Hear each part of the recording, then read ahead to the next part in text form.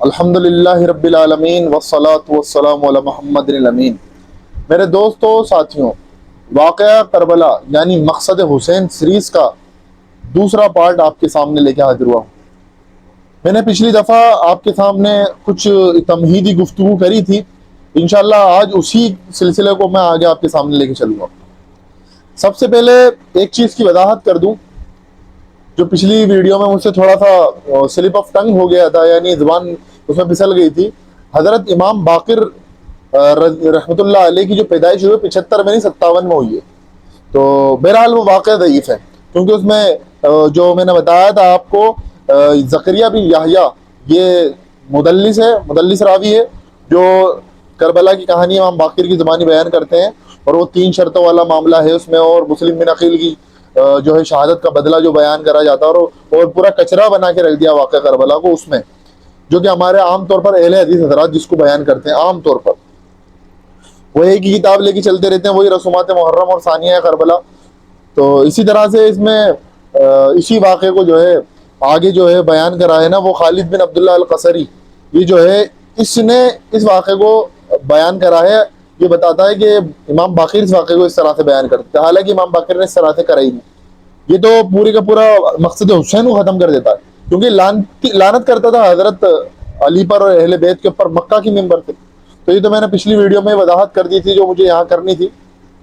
اس واقعے کو جو ہے ایک بڑی شخصیت جو گزری ہیں ہماری اسلامی تاریخ کے اندر، جو جن کا ویڈیو ریکارڈنگ میں بڑی زبردست ہوئی، اللہ ان پر کروڑوں رحمت کرے، ان کی قبر کو نور سے منور کرے۔ انہوں نے جو دین کے لیے خدمات انجام دی، اللہ تعالیٰ قبول فرمائے اور جنت الفردوس میں ان کو اعلیٰ مقام عطا فرمائے۔ ڈاکٹر اسرار احمد رحمۃ اللہ علیہ، بہرحال انہوں نے اس معاملے سے رجوع کرا تھا نہیں کرا تھا وہ اللہ بہتر جانتا ہے، لیکن اس کے متعلق جو ہے اور علماء کرام نے بھی ان کو جو ہے اس پر متوجہ کروایا کہ یہ واقعہ جو آپ بیان کرتے ہیں یہ جو ہے صحیح نہیں ہے، حدیث میں فٹ نہیں بیٹھتا ہے واقعہ۔ ڈاکٹر اسرار نے اس واقعے کو بڑا ہی جو ہے وہ اہل حدیث کی جو ہے فکر پہ بیان کرا، اس میں مانتا ہوں کہ بڑی غلطی اہل حدیث کی، کیونکہ اگر ایک شخص سچا ہے وہ ساری بات سچ بولتا ہے، لیکن سچ میں کچھ جھوٹ ملا دیتا ہے تو لوگ تو اس کی ہر بات کو سچ مانیں گے نا۔ تو ڈاکٹر اسرار یہ سمجھتے ہیں اہل حدیث جو ہے حدیث کے اوپر ان کی زیادہ پکڑ ہے، یہ واقعے کو زیادہ اچھی طرح سے بیان کرتے ہوں گے، بہرحال انہوں نے اس میں ڈنڈی ماری ہے اہل حدیث نے۔ اور صلاح الدین یوسف جو میں نے آپ کو بیان کرا کہ انہوں نے کتاب لکھی رسومات محرم اور ثانیہ کربلا، اللہ ان کو بھی معاف فرمائے، ان کی بھی انتقال ہو چکا ہے اہل حدیث عالم پہ۔ تو دیکھیں یہ جو چل رہا ہے 1444 ہجری، اور آج جو ہے یہ مان کے چلے جولائی 14 جولائی ہے، یعنی 14 جولائی کو میں ریکارڈنگ کر رہا ہوں، اور 25 ذوالحجہ ہے آج کے دن۔ اب کچھ ہی دنوں میں جو ہے محرم کا مہینہ آنے والا ہے، جب یہ ریکارڈنگ ہو رہی ہے اس وقت کی تاریخ میں بتا رہا ہوں، اپلوڈ تو شاید 2-3 دن بعد ہوگی۔ تو میں نے بتایا تھا کہ معاملہ سارے جو بگڑے ہیں نا، یہ بگڑے ہیں سارے حضرت حسین عثمان کی شہادت تھی، اصل تو وہاں سے بگڑتے چلے گئے۔ کچھ لوگوں نے حضرت عثمان کی شہادت کو ہی جو ہے خلافت کی مسرت تک پہنچنے کا بہترین راستہ سمجھ لیا، انہوں نے حضرت عثمان کی شہادت کو جو ہے جو ٹارگٹ کرا ہے کہ بس قصاص عثمان کے نعرے پر، انہوں نے بہرحال قصاص عثمان تو لینا نہیں تھا، انہوں نے خلافت کی مسند لینی تھی، وہ لے لی انہوں نے۔ پھر آپ جانتے ہیں کہ حضرت جو حضرت حسن والی ویڈیو ہے وہ ضرور دیکھیں، اس میں میں نے جو پورا واقعہ بیان کرا حضرت حسن کا کہ ان کی شہادت کیسے ہوئی، میں چاہتا ہوں کہ آپ لوگ اس ویڈیو کو بھی دیکھیں، جب ہی سمجھ میں آئے گا نا۔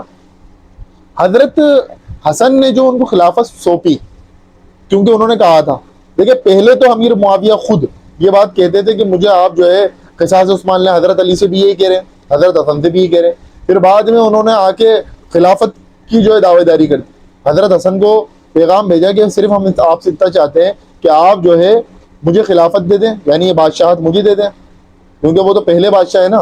اللہ کے رسول نے ارشاد فرمایا تھا میری امت کی تباہی قریش کے چند چھوکروں کے ہاتھ ہوگی، اور وہ ہوئے چند چھوکر۔ عبداللہ ابن سبا کا نام لگاتے ہیں، عبداللہ ابن سبا حضرت علی کے دور کا بندہ ہے، حضرت عثمان کی شہادت میں اس کا کوئی رول نہیں ہے۔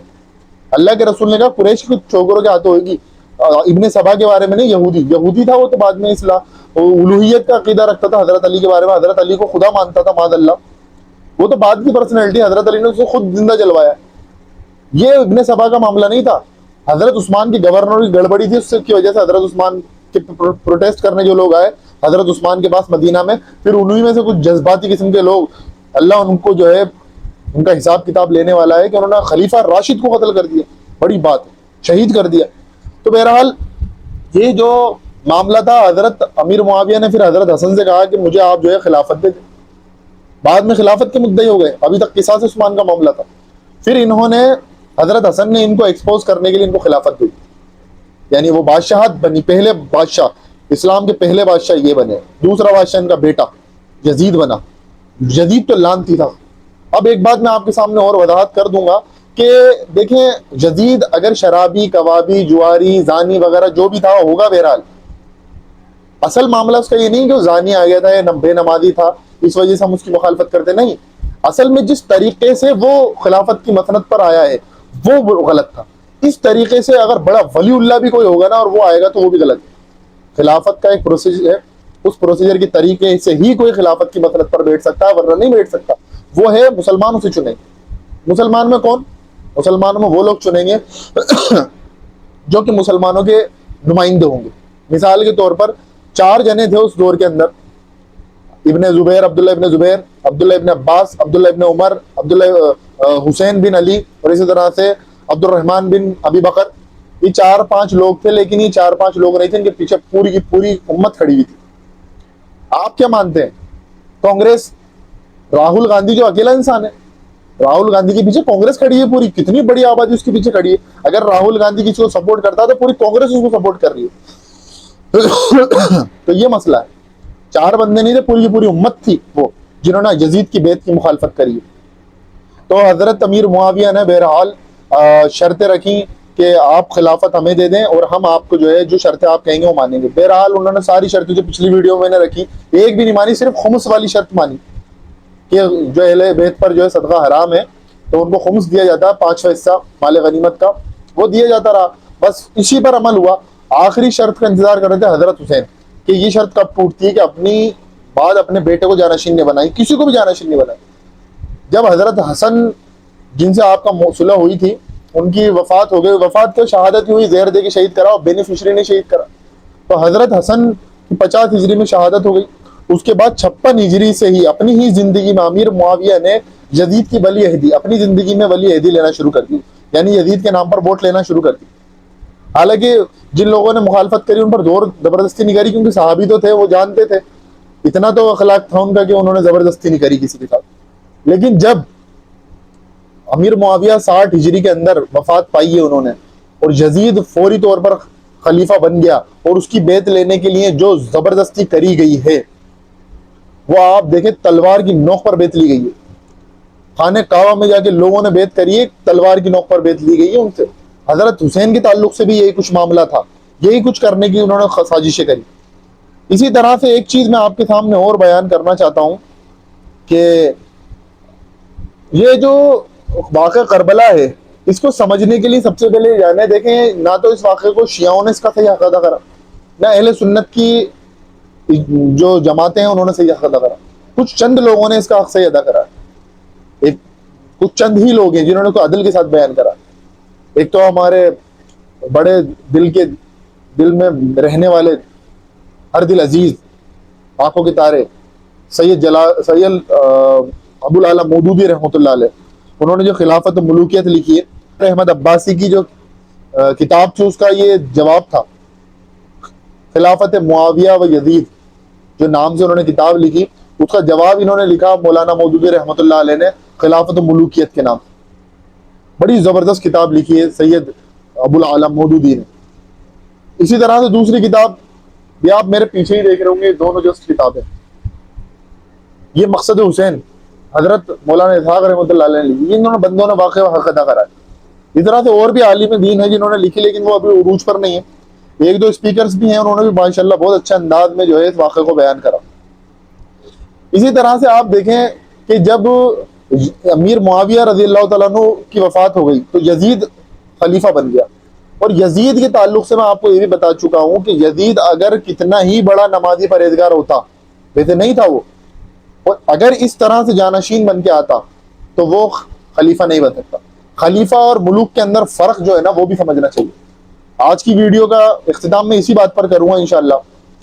خلیفہ اور ملوک، خلیفہ اور بادشاہ میں فرق سمجھو، یہ خلافت و ملوکیت ہے نا، یہ اس کو سمجھو کہ فرق کیا ہے۔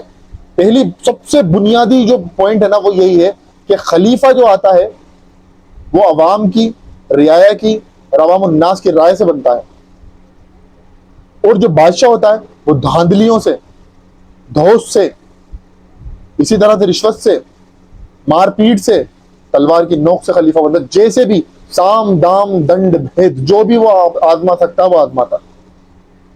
اللہ کے رسول علیہ الصلوۃ والسلام نے ارشاد فرما دیا تھا، اپنی وفات سے چند دن پہلے آپ نے خواب دیکھا اور آپ نے سنایا وہ خواب کہ میں نے خواب دیکھا کہ بنو مروان کے بندر میرے منبر پر اچک رہے ہیں، اچھل رہے ہیں۔ اس کے بعد اللہ کے رسول کو کسی نے مسکراتا ہوا نہیں دیکھا۔ یہ دکھ تھا، یہ قیامت برپا ہو گئی تھی، یہ بیڑا ڈوب گیا تھا دین کا۔ اس لیے جو ہے حضرت حسین کھڑے ہوئے تھے۔ حضرت حسین اس لیے نہیں کھڑے ہوئے تھے کہ وہ کوئی نسلی غرور کی وجہ سے کھڑے ہوئے، جیسا کہ صلاح الدین یوسف نے بیان کرا، نسلی غرور کی وجہ سے نہیں۔ نانا جان کا دین جو 30 سال کے اندر اسے تباہ کرنے کی کوشش کری، اللہ کے رسول نے پہلے سے پیشن گوئی کر دی تھی کہ خلافت 30 سال رہے گی۔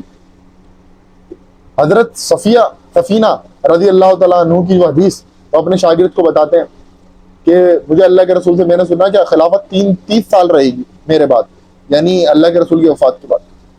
انہوں نے گنائے بھی، ابوبکر کے 2 سال، عمر کے 10 سال، عثمان کے 12 سال اور علی کے 6، اور اس میں حضرت حسن بھی شامل ہے، 6 مہینے حضرت حسن، حضرت علی کے حضرت حسن کے ملا کے پورے 6 سال بن جاتے ہیں۔ حضرت علی نے 5.5 سال اور حضرت حسن نے 6 سال جو ہے اس خلافت کا ہمارا صحیح 30 سال بعد ملوکیت آ گئی۔ اور اس کی تعلق سے اللہ کے رسول نے ایک حدیث اور بیان کر دی کہ میں تمہارے بیچ رہوں گا جب تک اللہ چاہے گا، اور ایک دن مجھے اللہ تعالیٰ تمہارے بیچ میں سے اٹھا لے گا۔ پھر اس کے بعد آئے گی خلافت علی منہاج النبوہ، وہ بھی تمہارے بیچ رہے گی جب تک اللہ تعالیٰ اسے رکھے گا، پھر اس کے بعد اسے بھی اٹھا لے گا۔ پھر اس کے بعد آئے گی ملکن عزن، کاٹ کھانے والی ملوکیت۔ پھر اس کے بعد آئے گی ملکن جبریہ، ہوا حضرت علی کے ساتھیوں کو، حضرت حسن کے ساتھیوں کو چن چن کے قتل کرا گیا، شہید کرا گیا۔ حجر ابن عدی والی ویڈیو آپ ضرور دیکھیے گا، میں نے بنائی تھی، حجر ابن عدی کو کس بنا پر قتل کرا گیا، کس بنا پر شہید کرا، اور انہوں نے کہا امیر معاویہ کے دور میں شہید کرا گیا، کوئی غلطی نہیں تھی ان کی، کس بنیاد پر شہید کرا آپ ویڈیو دیکھیں۔ اور انہوں نے کہا کہ مجھے انہی خون آلود کپڑوں اور انہی زنجیروں کے ساتھ دفنانا، پل صراط پر میں معاویہ کا گریبان پکڑوں گا۔ کتنی بڑی بات ہے، سوچنے والی بات ہے کہ یہ بڑا معاملہ ہے جس کو سمجھنا چاہیے کہ دین صرف نماز، روزہ، حج، زکوٰۃ کا نام نہیں ہے، بلکہ یہ سسٹم آف لائف ہے، وے آف لائف ہے، کانسٹیٹیوشن آف ہیومن ہے، اور ریاست کا جو ہے پورا قانون ہے۔ اس کو سمجھنا چاہیے کہ ہمارا دین صرف اس چند چیزوں کے آگے پیچھے گھومتا ہے، صرف یہ تو نظام حکومت سکھاتا ہے، عدل انصاف سکھاتا ہے کہ سب اللہ کے نام نگاہ میں برابر ہے، سارے مسلمان، کوئی اونچا کوئی نیچا نہیں، سب کے حقوق دیے جائیں گے، اور خلیفہ جو ہوگا وہ اللہ کا نمائندہ ہے، اللہ کے قوانین کو نافذ کرنے والا ہے۔ یہ ملک جو ہوگا جہاں پر اقامت دین اور اللہ کی حکومت قائم ہوگی وہ رعایا کی حکومت ہے، وہ اصل میں خلیفہ تو اس کام کو کرنے والا، خلیفہ ایک طرح سے آپ یہ لیں اس رعایا کا کام چلانے والا ہے، اس ریاست کو چلانے والا ہے، اس سے زیادہ اور خلیفہ کی کوئی حیثیت نہیں۔ آپ دیکھیں حضرت عمر کے دور کے اندر حضرت عمر کے پاس سے ملنے کے لیے ایک عیسائی سفیر ملنے کے لیے آپ سے آیا، رومن سفیر، رومن امپائر کا۔ آپ وہ مدینہ میں آیا تو مدینہ میں دیکھا کوئی نہ عمارت نہ وغیرہ کچھ۔ اس نے پوچھا تمہارا بادشاہ کہاں ہے؟ اس نے کہا ہماری، صحابہ نے کہا ہماری کوئی بادشاہ نہیں ہوتا، ہمارا خلیفہ ہوتا۔ کیونکہ تمہارا محل ویل، جو محل ویل کچھ نہیں ہوتا، کیونکہ تمہارا وہ خلیفہ ہے کہاں یہ تو بتاؤ۔ کیونکہ بیت المال کے اونٹ چرانے گئے، جب ان کو جا کے دیکھا تو تپتی ہوئی ریت کے اوپر پیڑ کے نیچے لیٹے ہوئے سکون سے۔ بڑی بات یہ، اور یہی ملوکیت کے اندر آپ دیکھیں ریشمی لباس پہننا شروع کر دیا، سونوں کے برتنوں میں، چاندیوں کے برتنوں میں کھانا شروع کر دیا، جانوروں کی یعنی درندوں کی کھال جس سے منع کرا آپ، تینوں چیزوں کے لیے منع کرا آپ۔ یہ حضرت امیر معاویہ کے گھر میں ہوتی تھی یہ چیز۔ مقداد یہ حدیث جو ہے یہ میں انشاءاللہ آپ کے سامنے اگلی دفعہ بیان کروں گا۔ بہت بڑا معاملہ تھا جو ساری چیزیں ہوئی ہیں حضرت امیر معاویہ کے گھر میں۔ خود یزید کے معاملہ یہ تھا، یزید نے یہی کچھ کرا۔ کیا حضرت حسین کا مرتبہ وہ نہیں جانتا جس کے ہونٹ اللہ کے رسول چومتے ہیں، جن کی وجہ سے سجدے لمبے کر دیا کرتے تھے؟ کیا ان کا مقام نہیں جانتا تھا؟ ان کے ساتھ یہ سلوک کرا گیا، حضرت حسین کے ساتھ یہ سلوک کرا گیا کہ ان کے اہل خانہ کو 72 ساتھیوں کو، اور ان کے جو بھی اور ساتھی بعد میں رات کے اندھیروں میں ان سے آ کے ملے حضرت حسین سے، تقریباً 150 افراد شہید ہوئے حضرت حسین کے ساتھ۔ اب بتائیں آپ، ان کو ایسا پہلے تو ان کو قتل کرا گیا۔ حضرت حسین ایک ایک لاش کو لاتے، کبھی اپنے بیٹے کی، کبھی اپنے چاچا زاد بھائی کی، سب کی لاشوں کو لا کے خیمے کے پیچھے رکھتے اور کہتے کہ اللہ تعالیٰ اس قربانی کو قبول فرما، اللہم تقبل ھذا القربان، کہ اللہ تعالیٰ اس قربانی کو قبول فرما. لاشوں کو رکھ رہے ہیں. اور پھر اس پہ بھی بس نہیں کرا انہوں نے، جب آخری میں حضرت حسین کو بھی شہید کر دیا، پھر لاشوں پر گھوڑے دوڑوائے گئے، لاشوں کے سر اتار لیے گئے، ان کو نیزوں پر رکھا گیا، اچھالا گیا. اس کے بعد اسے پہلے کوفہ لے کے گئے، پھر اسے شام لے کے، یہ معاملہ کرایا. اور میں بتاؤں آپ کو، جسم نہیں دفنائے گئے، کیما اور بوٹیاں دفنائے گئے. کتنا برا معاملہ ہے اہل بیت کا. یہ کیا یزید کو معلوم نہیں تھا؟ کیسے معلوم ہوا؟ جاہل قسم کا شخص، اس کو کیسے معلوم ہوتا؟ اس کی پرورش عیش اور عشرت میں ہوئی. حضرت محمد صلی اللہ علیہ وسلم نے غدیر خم پر کہا تھا کہ میں تمہارے بیچ دو چیزیں چھوڑ کے جا رہا ہوں. ایک تو حجۃ الوداع کی حدیث ہے، جو ایک یہ حدیث ہے غدیر خم والی، کہ میں تمہارے بیچ دو چیزیں چھوڑ کے جا رہا ہوں. پہلی چیز تو قرآن ہے، اس کو تھامے رہنا، اس کو پکڑے رہنا، یہ اللہ کی رسی ہے. وَهُوَ حَبْلُ اللَّهِ الْمَتِينُ، اللہ کی رسی ہے. قرآن بار بار بولتے رہے. اس کے بعد اللہ کے رسول نے ارشاد فرمایا، اور میرے بعد میں میرے اہل بیت، ان کے معاملے میں تمہیں اللہ سے ڈراتا ہوں کہ ان کے ساتھ ظلم زیادتی مت کرنا. لیکن امت نے اہل بیت کو چن چن کے کرا. پہلے بنو امیہ نے، پھر بعد میں بنو عباس نے بھی یہی کچھ کرا. تو انشاءاللہ میں سیریز کو آگے لے کے چلوں گا، پورا آپ کو پتہ چلے گا کہ بنو عباس بھی خود اہل بیت میں سے آتے ہیں، حضرت عباس کی اولاد میں سے ہیں. انہوں نے بھی یہی کچھ کرا.